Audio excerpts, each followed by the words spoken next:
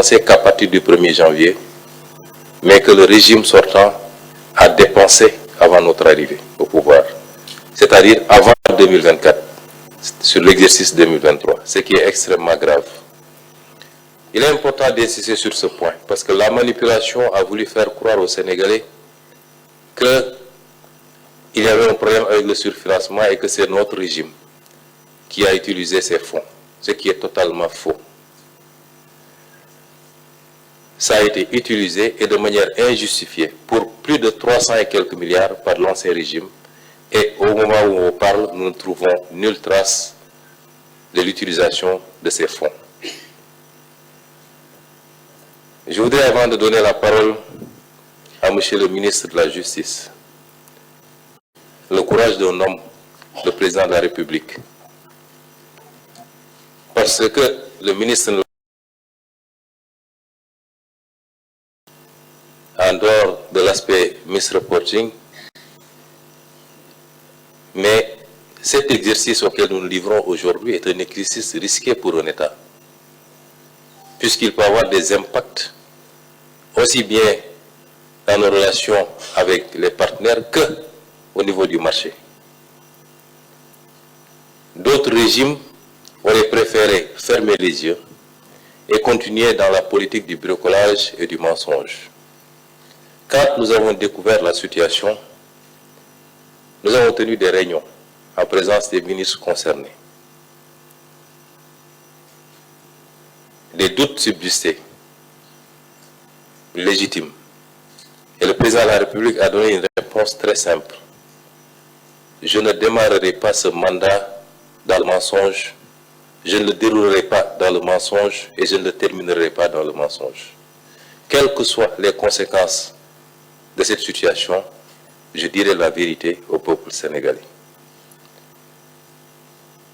Et je dis que Dieu aime le Sénégal. Parce que si on avait été inscrit dans la continuité, je puis vous assurer que ceux qui sont à l'origine de cette situation ne l'auraient jamais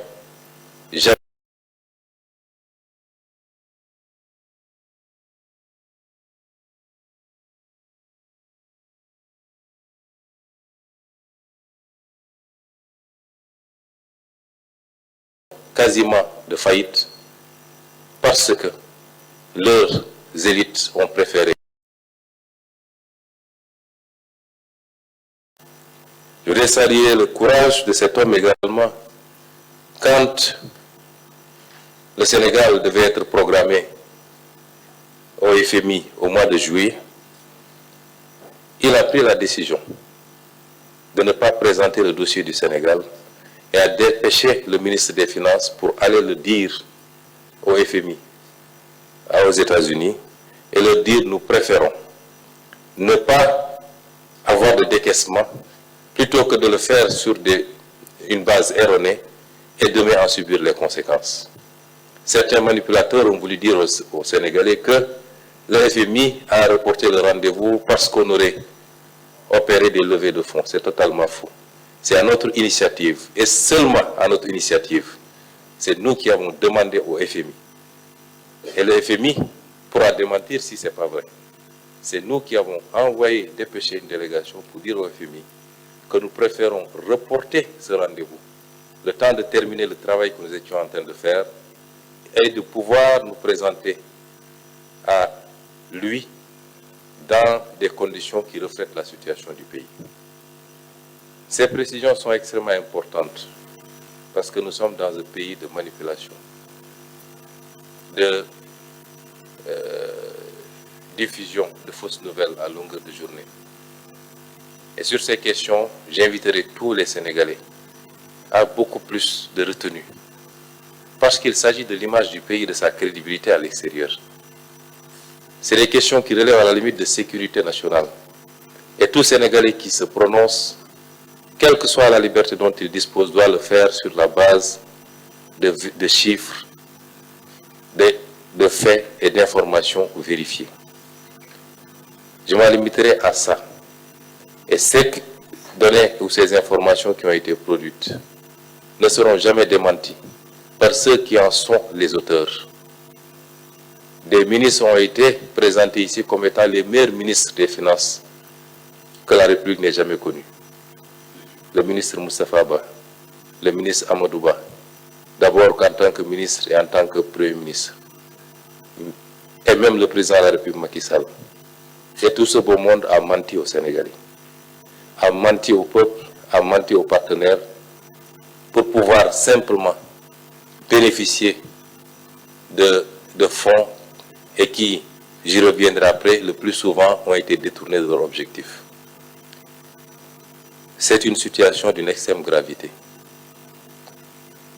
qui appelle à l'exercice de situation des responsabilités, mais également la nécessité d'en tirer toutes les conséquences.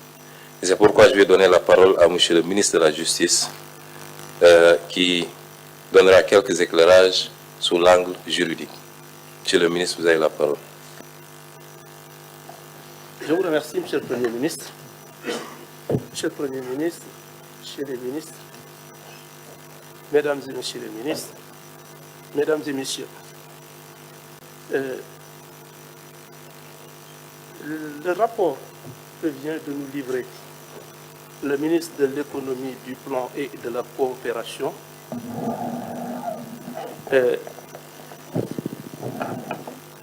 revêt, à la lumière de ce que nous avons entendu,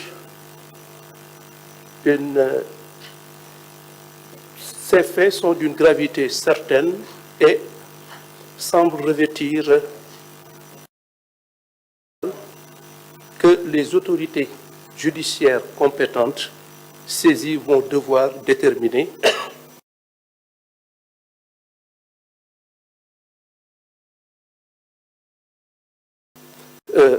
nous sommes dans un état de droit.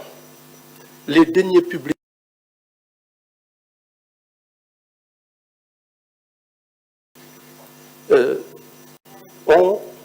on a contribué à nos deniers publics. Et de ce point de vue,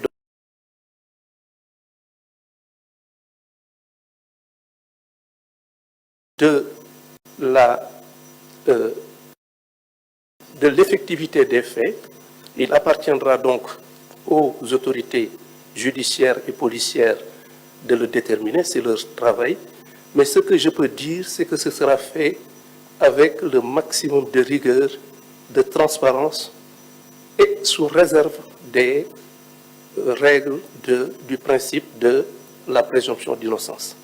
Mais ce qui est certain, c'est que toutes les conséquences juridiques et judiciaires seront rigoureusement tirées, les faits seront décortiqués de façon transparente, claire et objective, les responsabilités situées et les personnes susceptibles d'avoir eu à commettre des faits contraires ou en infraction avec la loi pénale en subiront toutes les conséquences de façon rigoureuse.